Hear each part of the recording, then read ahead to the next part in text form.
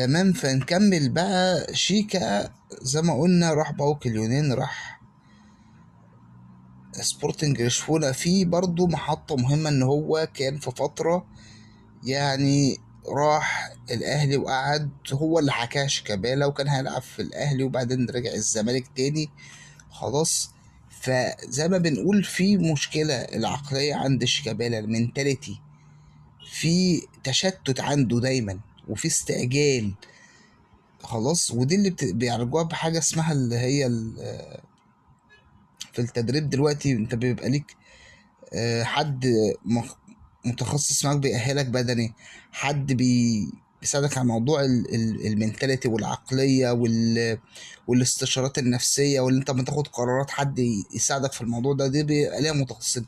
فمشكلة شيكابالا في الحتة دي، في الحتة دي بالذات في موضوع